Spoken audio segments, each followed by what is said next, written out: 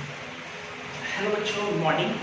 मैं अमरदीप और आप सबका हमारे YouTube channel global chemistry classes में अमरदीप सर में स्वागत है। आज केमिकल काइनेटिक्स का यह चौथा वीडियो लेक्चर है और अभी तक हम लोग केमिकल काइनेटिक्स के जितने भी बेसिक पोर्शंस थे, जितने बेसिक टर्म्स थे, उन सारे टर्म्स के बारे में पढ़ चुके हैं।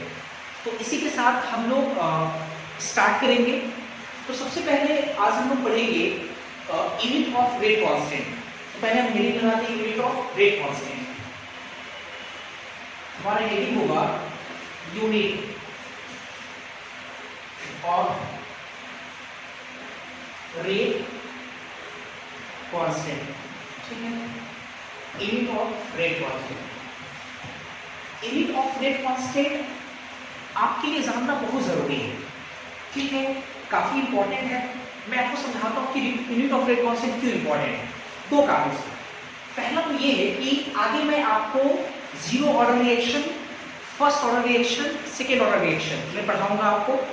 और जब मैं आपको जीरो, फर्स्ट, सेकेंड जब इंडिविजुअली पढ़ाऊंगा तो zero order reaction, first order reaction, second order reaction में बहुत सारे फॉर्मूलाज आएंगे। और क्वेश्चन में क्या प्रॉब्लम है कि क्वेश्चन में जल्दी लिखता नहीं है कि रिएक्शन जीरो ऑर्डर का है या फर्स्ट ऑर्डर का है। तो आपको पहले उस क्वेश्चन में ये जानना जरूरी होगा कि वो रिएक्शन या वो जो आपका क्वेश्चन है वो किस रिएक्शन की बात कर रहा है। जीरो ऑर्डर की बात कर रहा है, जीरो ऑर्डर रिएक्शन की बात कर रहा है या फर्स्ट ऑर्डर रिएक्शन की बात कर रहा है, ये पकड़ना होगा। तो ये हम लोग कैसे पकड़ेंगे? उस क्वेश्चन में रेट कांस्टेंट दिया रहेगा के, और के का रेट कांस्टेंट का वैल्यू देकर उसका यूनिट दिया रहेगा। तो आप यूनिट से अंदाजा लगा पाओगे कि वो रिएक्शन हमारा जीरो ऑर्डर है कि फर्स्ट ऑर्डर। तभी तो जाकर के आप उसके अकॉर्डिंग फॉर्मूला लगा के आप क्वेश्चन को सॉल्व कर सकते हैं। इसलिए काफी इंपॉर्टेंट है। और दूसरा कारण ये है कि आपके बोर्ड जैसे एग्जाम में छोटा चीज आता है कि फर्स्ट ऑर्डर रिएक्शन का बताओ रेट कांस्टेंट का यूनिट क्या है, सेकेंड ऑर्डर रिएक्शन का रेट कांस्टेंट का यूनिट बताओ क्या है। और ठीक है, इसलिए ये काफी ज्यादा इंपॉर्टेंट है। एक बात मैं और भी कहना चाहूंगा, वो ये कि 12th में जो आपका फिजिकल केमिस्ट्री है, खास करके केमिकल काइनेटिक्स, इससे बहुत छोटा सवाल आपके बोर्ड के एग्जाम में पूछा जाता है। बहुत छोटा सवाल। तो जरूरत है कि हम केमिकल काइनेटिक्स को थोड़ा बारीकी से पढ़ेंगे, छोटे टर्म्स पे विशेष रूप से ध्यान देंगे। तो चलो इसी के साथ हम शुरुआत करते हैं। Unit of rate constant. तो यूनिट ऑफ रेट कांस्टेंट कैसे निकालेंगे, क्या होगा unit of rate constant? Rate constant आपको पता है के कौन लोग बोलते हैं रेट कांस्टेंट, उसका यूनिट देखना है। यूनिट एंड डायमेंशन फिजिक्स में आप लोगों ने पढ़ा होगा। तो चलो देखते हैं। जैसे हम लोग क्या करते हैं, पहले एक तो अपने मन से nth ऑर्डर का रिएक्शन कंसीडर करते हैं। मान लेते हैं consider a nth order reaction.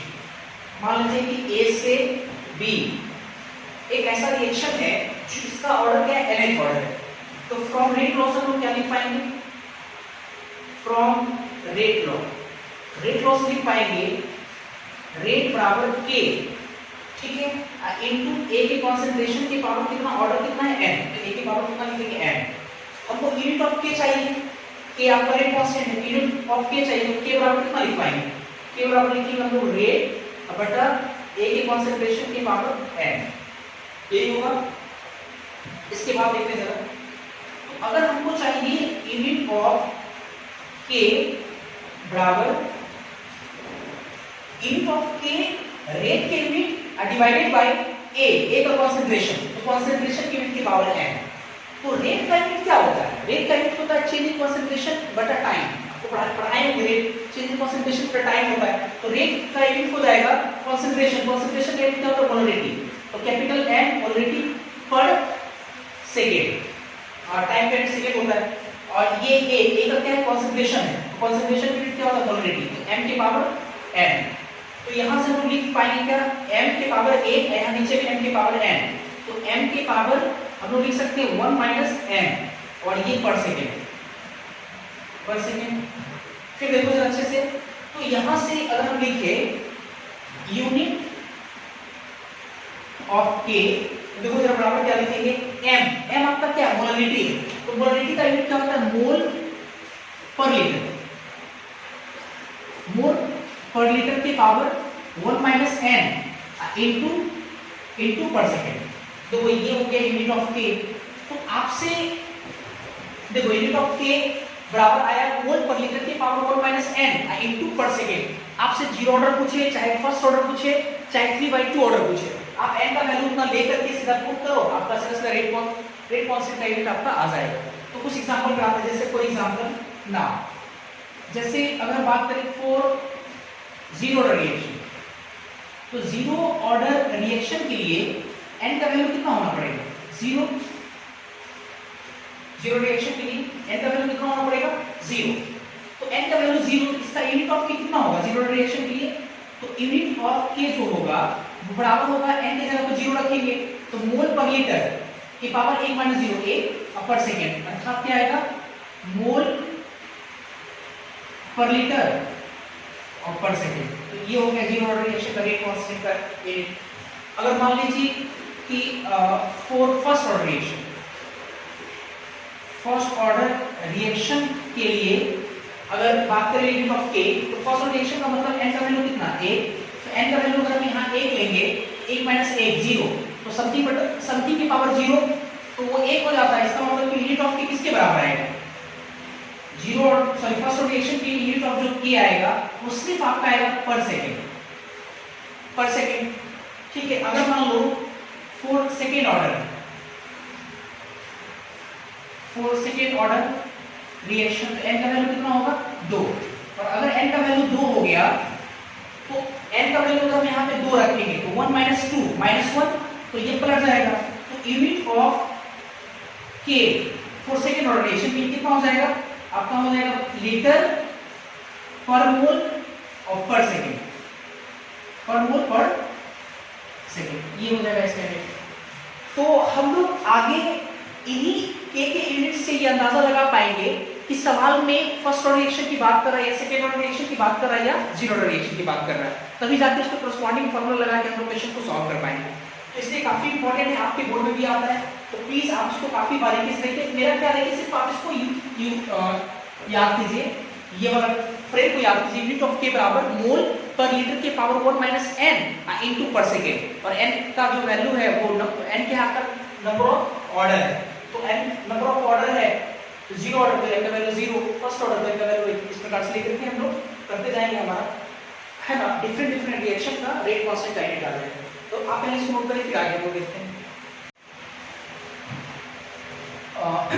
अभी तक जो हम लोग पढ़े हैं, इतने सारे कॉन्सेप्ट से आपका एक्सरसाइज फर्स्ट का 1 से 10, 1 से 10 तक आपका सारा क्वेश्चन बन जाएगा। तो प्लीज़ आप पहले आप उसको याद बना लेंगे। चलो ठीक है, फिर इसके बाद हम लोग बात करते हैं। इसके बाद हम लोग पढ़ेंगे इंटीग्रेटेड रेट लॉ। क्या पढ़ेंगे हम लोग? Integrated rate law.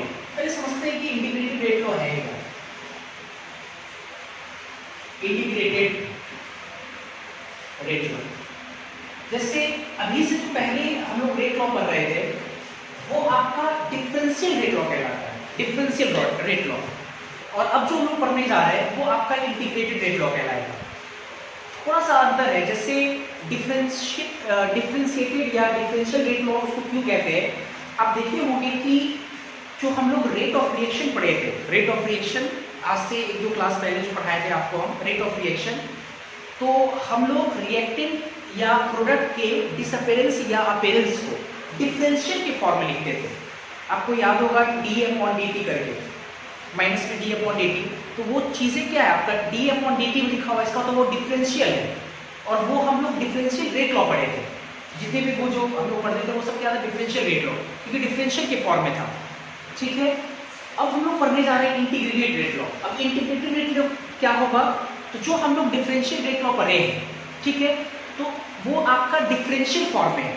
जब उसी डिफरेंशिएशन को हम लोग इंटीग्रेट करेंगे, इंटीग्रेट करने के बाद जो हमारे पास फॉर्मूलाज आएंगे या जो भी आएगा वो आपका कहलाएगा इंटीग्रेटेड रेट लॉ। मतलब सिंपल है, जो हम लोग पढ़ते थे पहले डिफरेंशियल फॉर्म में पढ़े थे रेट लॉ को, अब उसको हम लोग इंटीग्रेटेड फॉर्म में पढ़ेंगे। उसको इंटीग्रेट करने के बाद क्या आता है ना, तो ये सब पढ़ेंगे। मेनली हाँ एक बात मैं बताऊंगा कि इंटीग्रेट करने के बाद मेनली आपका ये आएगा कि अगर कोई रिएक्शन परफॉर्म कर रहा है, हो रहा है, तो 4 सेकेंड या 4 मिनट के बाद बताओ उसका कॉन्सेंट्रेशन क्या है। तो ये आपका कहलाएगा इंटीग्रेटेड रेट लॉ। ठीक है।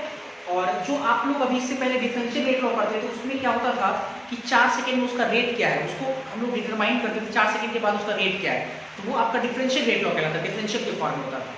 आई होप कि आपको ये चीजें समझ में आ रही है। ठीक है, क्या इंटीग्रेटेड रेट लॉ नाम है बस। इसमें सबसे पहले देखो आपके सिलेबस में 3 इंटीग्रेटेड रेट लॉ पढ़ना है, काफी डिटेल पढ़ना है ना। 3 इंटीग्रेटेड लॉ पढ़ना है। पहला आपको पढ़ना है जीरो ऑर्डर रिएक्शन, जीरो। दूसरा आपको पढ़ना है फर्स्ट ऑर्डर रिएक्शन। तीसरा आपको पढ़ना है सेकेंड ऑर्डर रिएक्शन। अब कुछ बच्चे कहेंगे सर ऑर्डर तो फ्रैक्शन भी हो सकता है, 3/2, हाफ, है ना, 4/2 या 4/5, तो ये सब आप नहीं पढ़ाइएगा। तो ऐसा नहीं है, मैं आपको nth ऑर्डर पढ़ा दूंगा, nth ऑर्डर ऑफ रिएक्शन। तो जब हम nth ऑर्डर रिएक्शन लास्ट में मैं आपको पढ़ा दूंगा, तो n का वैल्यू कुछ भी ले, वो सारे अलग अलग ऑर्डर के लिए वो वैलिड हो जाएगा, है ना। तो चलो मेनली आपको ध्यान रखना है कि 3 रेट लॉ पढ़ेंगे, जीरो, फर्स्ट और सेकेंड, काफी डिटेल पढ़ेंगे। तो सबसे पहले हम लोग पढ़ेंगे इंटीग्रेटेड रेट लॉ में, पहला हम लोग पढ़ेंगे फर्स्ट जीरो ऑर्डर रिएक्शन। सबसे पहले हम लोग पढ़ेंगे जीरो ऑर्डर रिएक्शन, ठीक, जीरो ऑर्डर रिएक्शन। अब देखो जरा अच्छे से कि zero order reaction, zero order reaction किसको कहेंगे? ऑब्वियस है, साफ साफ दिखने से लग रहा है, जीरो ऑर्डर रिएक्शन मतलब वैसा रिएक्शन जिसका ओवरऑल ऑर्डर ऑफ रिएक्शन क्या हो, जीरो, ओवरऑल। तो हम लोग लिख सकते हैं सच रिएक्शन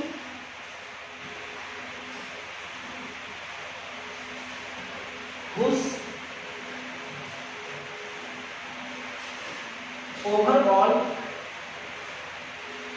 order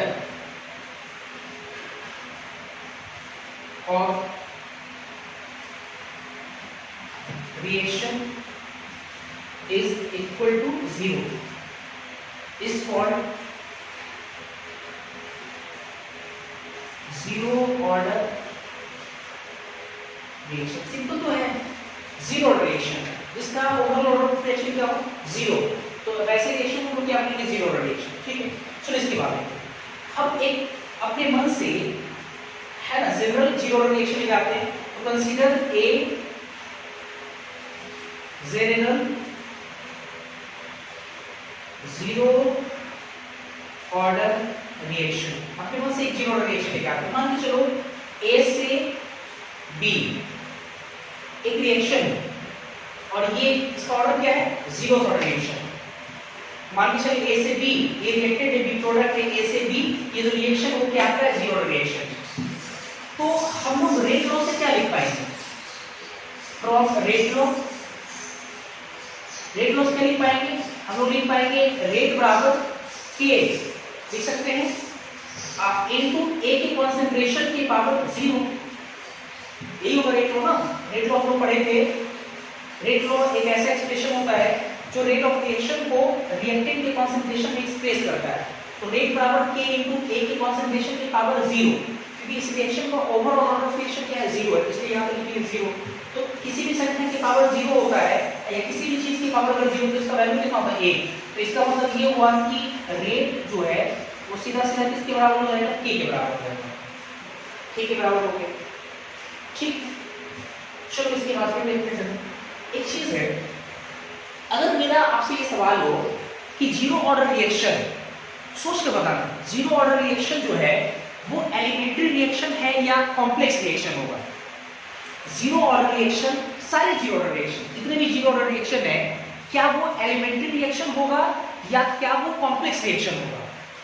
आपका जवाब आना चाहिए अगर आप अच्छे से पढ़े हो तो जिन बच्चों का ये जवाब है, सॉरी ये जवाब है कि सर एलिमेंट्री होगा, तो आप गलत है, एलिमेंट्री नहीं होगा। क्यों नहीं एलिमेंट्री होगा, पहले से समझते हैं। आपको याद होगा कि कल की क्लास में, लास्ट क्लास में हम लोग characteristics of order of reaction पढ़े थे। तो उसमें मैंने आपको पढ़ाया था कि अगर रिएक्शन एलिमेंट्री है तो उस केस में ऑर्डर कोफिशिएंट के बराबर होता है।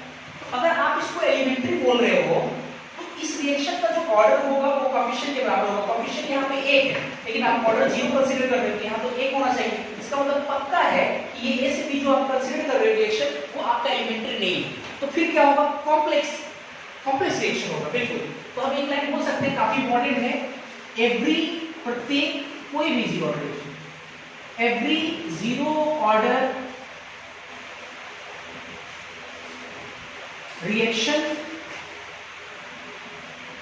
Must be a complex reaction. क्या होगा, प्रत्येक जीरो ऑर्डर जो रिएक्शन होगा है ना, must be a complex reaction, पक्का है कॉम्प्लेक्स रिएक्शन होगा। चलो इसके बाद आते हैं नाम। For zero order reaction, zero reaction हम क्या माने हैं, ए से बी, ये आपका जीरो रिएक्शन पक्का। चलो इसके बाद देखते हैं, ए से बी जीरो रिएक्शन है। रिएक्शन कराने के लिए हम लोग शुरुआत में क्या लाते हैं, रिएक्टेंट। ए आपका रिएक्टेंट है तो शुरुआत में हम रिएक्टेंट लाए, उसमें बी आपका नहीं बना होगा, तो टी बराबर जीरो पे जब शुरुआती समय हो, टी बराबर जीरो मतलब शुरू में ए का मान लो, ए का आप स्मॉल ए मोलरिटी लाए, क्या लाए, स्मॉल ए मोलरिटी, मतलब ए का कंसंट्रेशन कितना लाए, स्मॉल ए मोलरिटी, स्मॉल ए मोलरिटी लाए। तो एक टाइम के बाद मान लो एक proper time 4 minute 5 minute 10 minute कुछ भी हो सकता है टाइम, तो एक टाइम मान लो एक पर्टिकुलर टाइम टी के बाद ऑब्वियस है टाइम जैसे जैसे गुजरेगा वैसे वैसे ए जो है टूट करके बी का फॉर्मेशन करेगा।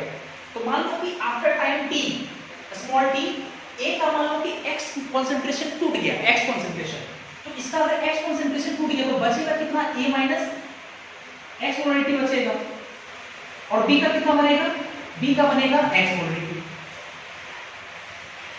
बी का बनेगा एक्स मोलरिटी बनेगा, है ना। यहाँ टी बराबर 0 पे इसका बी का कितना बनता, 0 बनता ही नहीं। अगर मान लो कि हम दो अलग अलग टाइम पे बात करें, तो मान लो कि अगर हम टाइम, अगर दो टाइम लेते हैं, एक टाइम लेते हैं T1 टाइम, तो T1 टाइम में मान लो कि ए का कंसंट्रेशन x1 से टूट गया, तो इसका बचेगा कितना, a माइनस x1 मोलरिटी, इसका बनेगा कितना, x1 मोलरिटी। एक टाइम मान लो कि T2 है, दूसरा टाइम पे हम लोग देख रहे हैं T2 टाइम पे मान लो कि x2 टूट गया, x2 कंसंट्रेशन, तो बचेगा कितना, a माइनस x2, इसका बनेगा कितना, x2 मोलरिटी बनेगा। ऐसा तुम लोग कंसीडर कर ही सकते हैं, इसमें तो कोई दिक्कत है नहीं क्या। चलो अगर ये समझ में आ गया तो थोड़ा इसको आगे यूज करेंगे हम। सिंपल तो है, एक मोलरिटी का कंसंट्रेशन शुरुआत में माने टाइम t पे x टूट गया तो a माइनस x इसका x बना। हम दो अलग अलग टाइम पे देख रहे हैं, जैसे रिएक्शन हो रहा है तो एक टाइम t1 पे हम लोग देख रहे हैं इसका कंसंट्रेशन x1 टूट गया तो a माइनस x1 इसका x1 बना होगा। कुछ समय फिर बाद एक दूसरा टाइम पे देखे t2 मान लिए, उस समय इसका कंसंट्रेशन x2 टूट गया तो बचा कितना, a माइनस x2, x2 इसका बनेगा। तो खैर आसान है। चलो इसके बाद देखते हैं। अगर हम, आपको याद होगा रेट ऑफ रिएक्शन आपको लिखना सिखाए थे, तो अगर हम लिखिए रेट मतलब रेट ऑफ रिएक्शन, ठीक है, रेट लिखिए, इसका रेट ऑफ रिएक्शन की बात करते हैं, तो बराबर लिखेंगे, आपको याद होगा रेट बराबर लिखेंगे, डिफरेंशियल फॉर्म में कैसे लिखते थे हम, डिफरेंशियल फॉर्म में लिख पाते थे डिसअपीयरेंस के, ए का डिसअपीयरेंस उसके कोएफिशिएंट से भागा, बी का फॉर्मेशन उसके कोएफिशिएंट से भागा, ऐसे ही करते थे हम। कोएफिशिएंट 1 और 1 है तो क्या लिखेंगे, माइनस dA अपॉन dt, याद होगा, बराबर कोएफिशिएंट तो 1 है, भागा नहीं कर पा रहे, b formation plus dB upon dt, dB upon dt, ऐसे लिख सकते हैं। रेट ऑफ रिएक्शन बराबर डिसअपीयरेंस ऑफ A में कोएफिशिएंट 1 से डिवाइड किया अंडरस्टूड है, और B के अपीयरेंस या फॉर्मेशन में उसके 1 से डिवाइड किए तो ये रेट ऑफ रिएक्शन आ गया। ऐसा लोग लिखना, लिखने मैंने आपको सिखाया है, तो क्या है ये लिख सकते हैं। और अभी लोग देख रहे हैं रेट लॉस, रेट किसके बराबर, K के बराबर। एक चीज और, एक मिनट, अच्छा A का ये जो कॉन्सेंट्रेशन है बड़ी ब्रैकेट में, A का कॉन्सेंट्रेशन है ना, वो किसी भी टाइम का कॉन्सेंट्रेशन, A का कॉन्सेंट्रेशन T से हम लोग क्या कर रहे हैं कि dA अपॉन dt, A के कॉन्सेंट्रेशन को T के रिस्पेक्ट में डिफरेंशिएट कर रहे हैं, मतलब यही हुआ। और A का कॉन्सेंट्रेशन किसी भी टाइम T पर कितना है, किसी भी टाइम T पे A का कॉन्सेंट्रेशन A माइनस x है, तो अगर हम A के जगह पे, अगर A के जगह पे A माइनस अगर x रखेंगे, A माइनस x, जरा सोच कर देखा जाए बढ़िया से, हम क्या बोल रहे हैं कि माइनस dA अपॉन dt है, माइनस d, A की जगह पे A minus x upon dt, तो थोड़ा देखो जरा कितना आएगा। A तो आपका कांस्टेंट है, इनिशियल कंसंट्रेशन A है, तो A तो कांस्टेंट है, A माइनस x है, तो अगर हम t के रिस्पेक्ट में अगर डिफरेंशिएट करेंगे तो ये कांस्टेंट है, कांस्टेंट का डिफरेंशिएशन 0, माइनस माइनस का होगा 0, अब माइनस x और t को रिस्पेक्ट में करेंगे, t को x से रिस्पेक्ट में, तो ये dx अपॉन कितना हो जाएगा dt, dx अपॉन dt, तो माइनस माइनस तो प्लस हो गया, तो आपके पास बचा कितना dx अपॉन dt। तो इसका मतलब ये हुआ, हम चाहें तो हम ये भी लिख सकते हैं कितना dx अपॉन dt, ये भी लिख सकते हैं क्या। और अभी हम देखें रेट बराबर k, तो बराबर हम लोग क्या कर देते हैं k, बराबर k कर देते, तो रेट बराबर है ना minus d upon d t बराबर d upon d t d x upon d t बराबर के। अब हम लोग क्या करेंगे कि इसमें सेकेंड और फिफ्थ टर्म को हम लोग ले करके इसको इंटीग्रेट करेंगे, सेकेंड और फिफ्थ टर्म को लेकर के, ठीक है। सेकेंड और फिफ्थ टर्म को लेकर क्या करेंगे इंटीग्रेट करेंगे, ठीक है। और कुछ बच्चे ये सोच लेंगे सर सेकंड और फिफ्थ ही क्यों, कोई और क्यों नहीं, तो मैं आपको इसका जवाब जरूर दूंगा आगे, आपको वेट करो। जैसे फर्स्ट और जब पढ़ाएंगे तो आपको मेंशन करेंगे कि पहला और दूसरा और पांचवा टर्म क्यों ले रहे हैं, ये आपको उसमें समझ में आ जाएगा। है तो आप पहले ये पूरा यहाँ तक नोट करें। हाँ ध्यान रखें कि हम लोग जो अब इंटीग्रेट करेंगे डिफरेंशियल फॉर्म में है, उसको इंटीग्रेट करेंगे तो इंटीग्रेटेड रेट लॉ कहलाएगा। और इंटीग्रेटेड करने के बाद, इंटीग्रेशन करने के बाद जो हमारे पास रिलेशन आएगा, वो रिलेशन आपको ये बताएगा कि कोई रिएक्शन अगर प्रोसीड कर रहा है तो 5 मिनट के बाद है ना रिएक्टेंट या प्रोडक्ट का कॉन्सेंट्रेशन क्या है, ये बताएगा। हम लोग डिफरेंशियल रेट लॉ बस ये पढ़ते थे रेट को निकालने के लिए। अब इंटीग्रेटेड, उसी का इंटीग्रेटेड अगर फॉर्म पढ़ेंगे तो वो आपको बताएगा कि किसी खास समय पर ए और बी का अमाउंट क्या है, ये सब बताएगा आपको। तो पहले आप यहाँ तक नोट करें, फिर आगे इसको हम बढ़ाएंगे सेकेंड और फिफ्थ टर्म को लेकर। चलिए इसको नोट करें।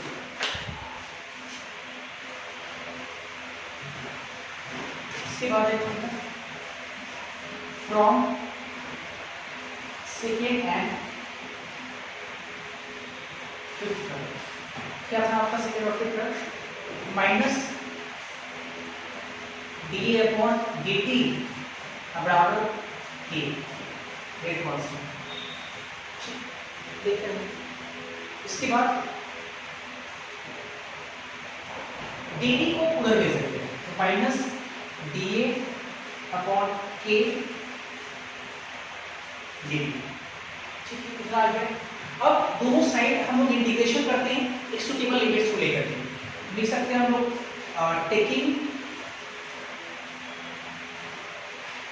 Integration both side with suitable limits। तो इंटीग्रेशन का साइन लगाएंगे, माइनस कांस्टेंट बाहर निकाल दिया, इंटीग्रेशन का साइन डी बराबर के कांस्टेंट के को बाहर निकाल दिया, इंटीग्रेशन का साइन डी, दोनों तरफ इंटीग्रेशन लगा दिए, लेकिन विद सुटेबल लिमिट्स। तो इधर टाइम का फंक्शन है और इधर कंसंट्रेशन का फंक्शन है। तो अगर लोअर लिमिट अगर हम 0 लिए, मतलब टाइम 0 लिए, तो 0 टाइम पे ए का कंसंट्रेशन कितना है स्मॉल ए, और आफ्टर टाइम टी एक इधर टाइम का फंक्शन है, तो आफ्टर टाइम टी पे ए का कंसंट्रेशन कितना है आप देखे होंगे ए माइनस एक्स, ए माइनस एक्स, ठीक। चलो इंटीग्रेट करते हैं।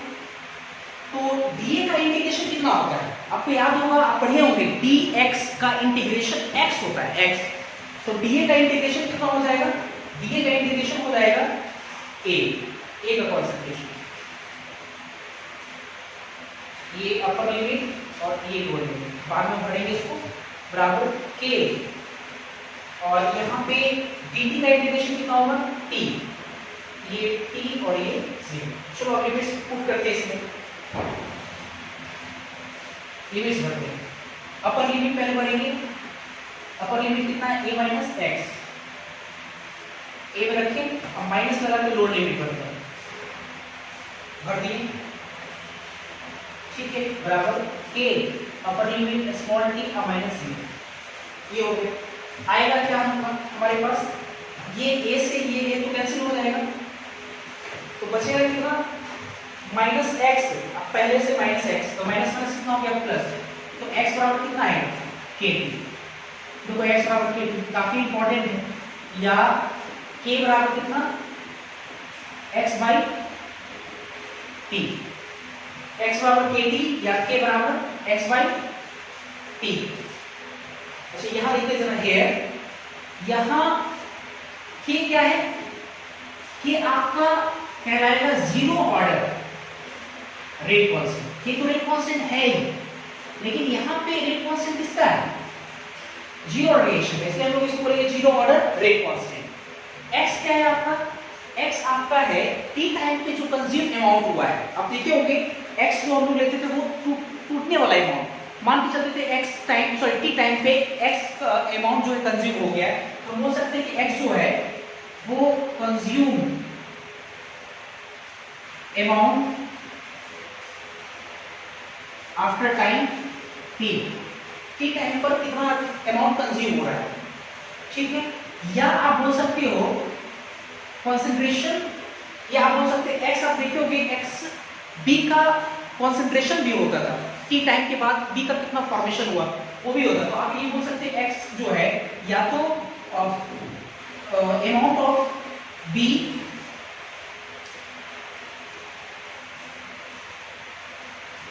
या कंसंट्रेशन बोल सकते हैं, अमाउंट है कंसंट्रेशन कहना चाहते हैं, concentration of B at time t, मतलब t टाइम पर B का कितना कंसंट्रेशन है या कितना बना है, उसी को लोग x बोल रहे हैं। और t तो आपको समझ में आ रहा है, t क्या है आपका टाइम, t टाइम, क्लियर है हम तक। चलो ये फॉर्मूला काफी इंपॉर्टेंट है। अब देखो ये जो फॉर्मूला है, ये फॉर्मूला हम लोग कब लगाएंगे, इस पर भी थोड़ा विचार करें, क्योंकि ये एक फॉर्मूला नहीं आएगा, बहुत सारे फॉर्मूलाज आएंगे, तो हर फॉर्मूला का यूज कब करेंगे, कैसे करेंगे, इस पर है ना थोड़ा सा बातें होना चाहिए ताकि आपको पता चले। x बराबर के टी, x क्या है कंज्यूम अमाउंट, k क्या है rate constant first order sorry zero order का, और t आपका टाइम। तो ये फॉर्मूला हम तब लगाएंगे जब आपको टाइम दिया रहे है ना, रेट कांस्टेंट दिया है और आपसे पूछे कि बताओ कितना अमाउंट कंज्यूम हो गया है, या बताओ कितना बी का अमाउंट बना है, प्रोडक्ट अमाउंट बना है। अब ये हम लोग ये फॉर्मूला लगाएंगे, x निकलेगा और ऐसे है ना, तो ये फॉर्मूला लगाएंगे। खैर इसके बाद देखते हैं जरा again,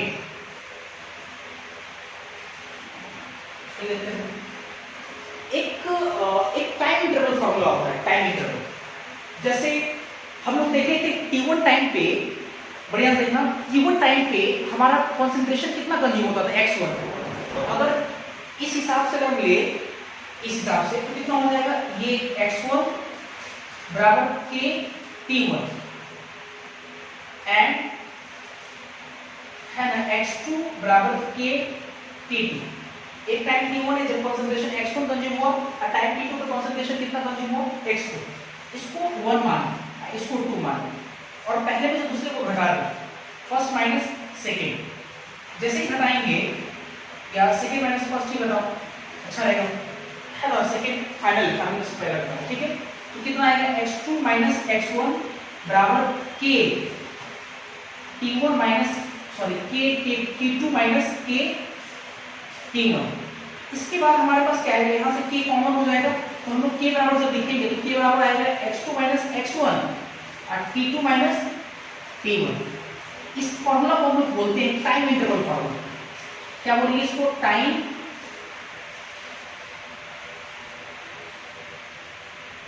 interval formula, time interval formula.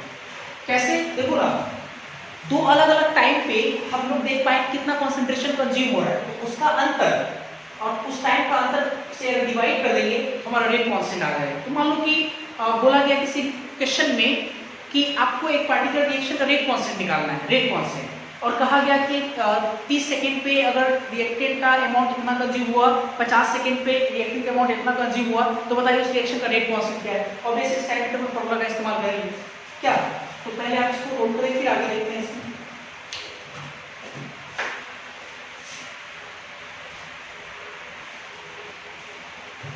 इसके बाद कुछ और रिलेशन देखते हैं इसमें हम लोग। अभी हम लोग देखेंगे टाइम इंटरवल फॉर्मूला k बराबर x2 minus x1 upon t2 minus t1। चलो इसके बाद देखते हैं।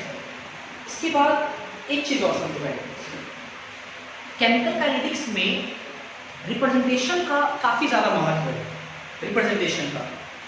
ठीक है, तो इसको थोड़ा बढ़िया से समझेंगे हम लोग कैसे हम लोग रिप्रेजेंट करते हैं, क्योंकि अगर आप जीरो ऑर्डर सीख गए इसी तरीके से आपको फिर फर्स्ट ऑर्डर समझना पड़ेगा, इसी तरह से सेकेंड ऑर्डर भी देखेंगे। ठीक है, तो एक बात और मैं कहूँगा कि बोर्ड के एग्जाम में केमिकल काइनेटिक्स से बड़ा सवाल भी आता है। 5 नंबर का जो क्वेश्चन आता है वो केमिकल काइनेटिक्स से आता है, डेरिवेशन करने के लिए आएगा कि जीरो ऑर्डर रिएक्शन में बताइए कि जो कॉन्सेंट्रेशन है वो टाइम से कैसे रिलेटेड है, या फर्स्ट ऑर्डर रिएक्शन में कॉन्सेंट्रेशन टाइम से कैसे रिलेटेड है। इंटीग्रेटेड रेट लॉ जो अभी हम लोग डेरिवेशन किए थे, तो वो आपको डिराइव करके आपको बताना पड़ेगा कि कॉन्सेंट्रेशन जो है रिएक्टेंट का वो कैसे टाइम से रिलेटेड है, तो डेरिवेशन भी आता है। तो आप ध्यान रखिए कि इस डेरिवेशन को भी थोड़ा प्रैक्टिस करें आप लोग, है ना। 12th के बोर्ड में आप जब आएंगे तो आप उसको थोड़ा अच्छे से अगर 1-2 बार अभ्यास करते हैं तो बढ़िया से फ्रिक्वेंटली बना सकते हैं। है, देखते हैं जरा। इसके बाद अभी हम लोग टाइम टेबल फॉर्मूला देखेंगे, इसके बाद देखेंगे अगेन जैसे ए का कॉन्सेंट्रेशन, जैसे बार बार हम एक रिएक्टेंट मानेंगे तो ध्यान रखना ए, ये ए का देखो कॉन्सेंट्रेशन ए और ब्रैकेट के अंदर बन है, तो ये ए का कॉन्सेंट्रेशन हुआ। और अगर ए नॉट लिखा हुआ और ब्रैकेट बंद है,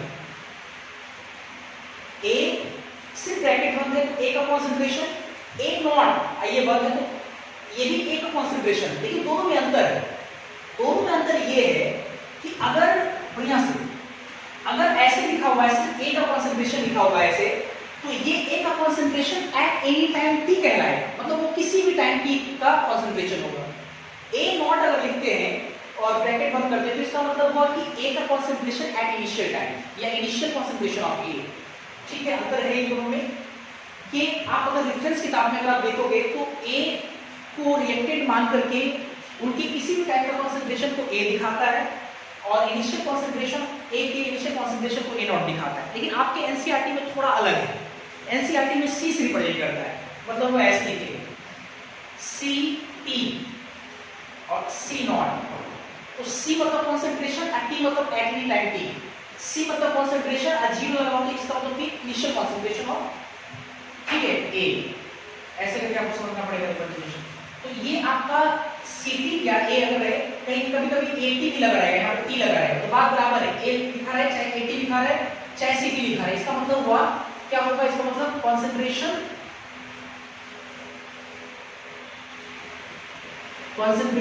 of A, concentration of A at any time t, किसी भी टाइम t पर A का concentration। और ये A नॉट या जो C नॉट है ये आपका क्या होगा, ये होगा initial concentration of A, A का इनिशियल concentration, शुरुआती जो उसका क्या कॉन्सेंट्रेशन ए नॉट या सी नॉट, ऐसे रिप्रेजेंट करें। रिप्रेजेंटेशन का बस खेल है। अब देखो जरा क्या, ये तो ठीक है, ये आपको याद रहना चाहिए। अब देखते हैं जरा ए का जो कॉन्सेंट्रेशन है एट एनी टाइम टी, आप याद करो कितना आया था, a माइनस एक्स आया था। देखना जरा अच्छे से, जो हम एक पैटर्न बना रहे थे कि t बराबर 0 पे a कॉन्सेंट्रेशन स्मॉल a और टाइम t पे उसका कॉन्सेंट्रेशन a माइनस एक्स हो जाता था, a का कॉन्सेंट्रेशन। इसका मतलब a माइनस एक्स है ना, तो A बराबर A क्या है आपका इनिशियल कॉन्सेंट्रेशन स्मॉल a, लेकिन इस रिप्रेजेंटेशन के अकॉर्डिंग क्या होगा, A नॉट। एनसीईआरटी का तो C T या C नॉट होता है ना, खैर C भी रह सकता है, कोई दिक्कत नहीं, C या C नॉट होता है माइनस x। और अभी तुरंत x एक वैल्यू लाया था, x बराबर कितना kT, तो x बराबर आपका kT। देखो जरा अच्छे से, ये जो आपका है ना फॉर्मूला है ये काफी इंपॉर्टेंट है, वेरी वेरी इंपॉर्टेंट, इसी बहुत सारे क्वेश्चन बनेंगे। अब देखो ये फॉर्मूला कैसे इंपॉर्टेंट है थोड़ा समझते हैं पहले। इस फॉर्मूला में ये बता रहा है कि रिएक्टेंट का concentration at any time t पर किसी भी टाइम t पर, ये t क्या है, ये t क्या है आपका टाइम है, तो किसी भी टाइम t पर रिएक्टेंट A का कॉन्सेंट्रेशन कितना है ये हम लोग निकाल सकते हैं इस फॉर्मूला से, है ना। टाइम दिया रहेगा, रेट कांस्टेंट दिया रहेगा, इनिशियल कॉन्सेंट्रेशन दिया रहेगा, तो A का concentration at any time t किसी भी पर निकल जाएगा आपका इस फॉर्मूला के अकॉर्डिंग, सही है ना। तो इसलिए काफी इंपॉर्टेंट है। जैसा कि मैंने आपको पहले भी बोला था कि इंटीग्रेटेड रेट लॉ, सिर्फ आपको याद रखना ये कि इंटीग्रेटेड रेट लॉ जो है वो concentration of reactant at time T या टाइम टी के बाद रिएक्टेंट का जो कॉन्सेंट्रेशन है वो टाइम से कैसे रिलेटेड होता है, ये आपका इंटीग्रेटेड रेट लॉ। तो ये काफी इंपॉर्टेंट है, ठीक है। ए बराबर ए नॉट माइनस के टी, इसको जब दिमाग में छाप ले, ए बराबर ए नॉट माइनस के टी। अच्छा, एक फॉर्मूला और देखते हैं। ये तो ए का कॉन्सेंट्रेशन किसी भी टाइम टी के लिए होगा। अब हमको चाहिए बी का कॉन्सेंट्रेशन, बी ऐसे लिखेंगे तो बी ये हो गया बी का concentration at any time t. B का concentration at any time t x के बराबर था, आपको याद होगा। और x कितने के बराबर है, x बराबर के टी। तो इस तरह से हम लोग निकालेंगे। ए का concentration at any time T बराबर ए नॉट माइनस के टी और बी का concentration at any time T बराबर के टी। सीधा के टी लगा लेंगे। क्लियर है आपको? क्या और सब कुछ जान ही रहे कौन क्या है यहाँ पे? के रेट कांस्टेंट है, टी टाइम है, x कंज्यूम अमाउंट है, इसके बाद है टी बी कंज्यूम अमाउंट है, बी का कॉन्सेंट्रेशन है। चलिए इसके बाद देखते हैं। एक चीज आता है तो काफी इंपॉर्टेंट है, उसको सीखेंगे पहले यहाँ पे।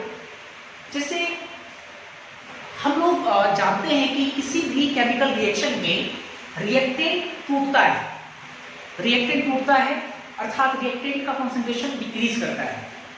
और जैसे जैसे रिएक्टेंट टूटता है वैसे वैसे प्रोडक्ट का फॉर्मेशन होता रहता है, तो जिसके कारण प्रोडक्ट का कंसंट्रेशन बढ़ता है। तो इस चैप्टर में सवाल ऐसे आता है कि रिएक्टेंट का कंसंट्रेशन अगर डिक्रीज करता है तो डिक्रीज कैसे करता है, लीनियरली डिक्रीज करता है या नॉन लीनियरली डिक्रीज करता है। लीनियरली का मतलब हुआ रैखिक, है ना, रैखिक। तो मतलब स्ट्रेट लाइन, अगर ग्राफ स्ट्रेट लाइन तो इसका मतलब ये हुआ कि वो लीनियरली डिक्रीज कर रहा है, या है ना, लीनियरली। और अगर स्ट्रेट लाइन नहीं है कुछ और है तो वो इसका मतलब लीनियरली इंक्रीज कर रहा है। अगर बढ़ रहा है तो, या अगर घट रहा है तो लीनियरली नहीं, सॉरी नॉन लीनियरली इंक्रीज कर रहा है, नॉन लीनियरली इंक्रीज कर रहा है, ऐसे। फिर से मैं बोलूंगा क्या मैं कहना चाह रहा हूँ। मैं ये कहना चाह रहा हूँ कि जैसे ये चीज तो तय है कि रिएक्टेंट का कॉन्सेंट्रेशन घटता है और प्रोडक्ट का कॉन्सेंट्रेशन बढ़ता है, लेकिन रिएक्टेंट का कॉन्सेंट्रेशन लीनियरली बढ़ता है या linearly, sorry reactant concentration linearly decrease करता है या नॉन लीनियरली डिक्रीज करता है। तो आप जरा एक चीज अच्छे से देखो, a बराबर a नॉट माइनस के टी। तो मेरा ये कहना है कि ये जो आपका इक्वेशन है ये स्ट्रेट लाइन का इक्वेशन है। स्ट्रेट लाइन कैसे, a बराबर a नॉट माइनस के टी। तो अगर इस कंसंट्रेशन वर्सेस टाइम का ग्राफ ड्रॉ करोगे तो ये y ये x, तो y बराबर minus mx plus c, y बराबर mx प्लस c का हिसाब किताब y बराबर mx plus c straight line. ये क्या है, यहाँ देखो y बराबर kx, b को y मान लिया, t को x मान लिया, y बराबर kx passing through the origin, ये भी स्ट्रेट लाइन है। तो हम लोग यहाँ बोल सकते हैं ऐसा है कि अभी नहीं समझ में आया तो बाद में मैं जब ग्राफ बनाऊंगा इसका ग्राफिकल रिप्रेजेंटेशन तो वहां समझ में आ जाएगा। तो मैं यहाँ पे लिखने जा रहा हूँ कि इन, काफी इंपॉर्टेंट है, zero order reaction. Zero order reaction में क्या हम देख रहे हैं, concentration of reactant decreases linearly while जबकि concentration of product क्या होगा, इंक्रीज करेगा।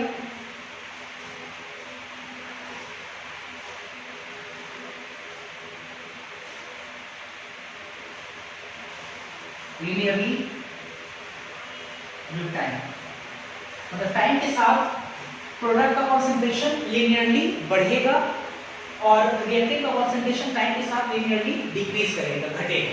किसमें, तो जीरो ऑर्डर रिएक्शन। ये इंपॉर्टेंट, जीरो ऑर्डर रिएक्शन होगा। अभी लोग जीरो ऑर्डर रिएक्शन पढ़े तो जीरो ऑर्डर रिएक्शन कैसा होगा, क्योंकि इस आपसे क्वेश्चन बता रहा था। तो आज के लिए हम इतना ही रह देते हैं, आप लोग पढ़िए पहले इसको अच्छे से, और 1 से लेकर के 10 तक जरूर क्वेश्चन बनाएंगे। और अभी आपका जीरो ऑर्डर रिएक्शन नहीं खत्म हुआ, एक और क्लास लगेगा जीरो ऑर्डर रिएक्शन पढ़ाने में, ठीक है। तो आज के लिए इतना ही, थैंक यू।